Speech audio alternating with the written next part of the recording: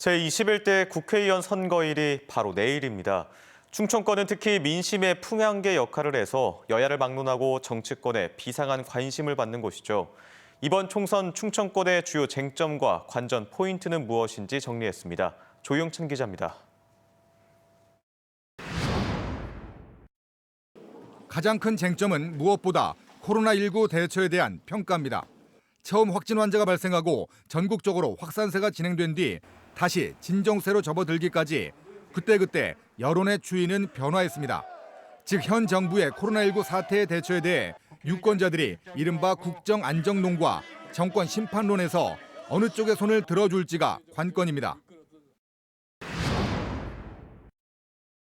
지난 선거에서 대전은 원도시민 동구와 중구, 대덕구 등 이른바 동쪽은 보수 진영이, 신도시민 서구와 유성구는 진보 진영이 가져가는 형태를 갖추었습니다.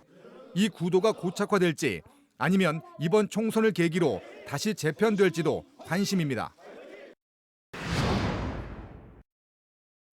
인구 증가로 사상 첫 갑과 을로 분구돼 선거가 치러지는 젊은 도시 세종시의 표심도 주목해야 할 관전 포인트입니다.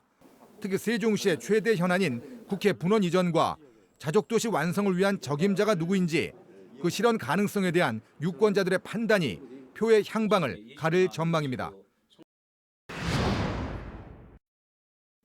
과거 지역 정당에 대한 지지도가 높았고 일반적으로 보수층 지지세가 두터웠던 충남 내륙과 서해안벨트 표심이 이번에 재현될지도 관심입니다.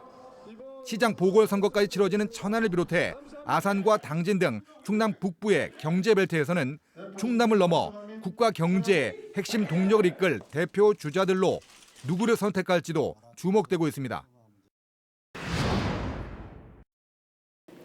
처음으로 투표권을 행사하는 만 18세 유권자들의 표심에도 관심이 쏠리고 있습니다.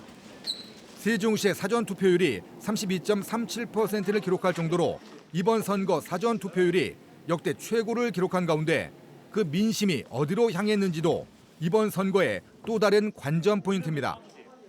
또 사상 유례 없는 감염병 확산 사태 속에 치러진 이번 선거의 최종 투표율이 어떻게 나올지에도 시민들의 이목이 집중될 전망입니다.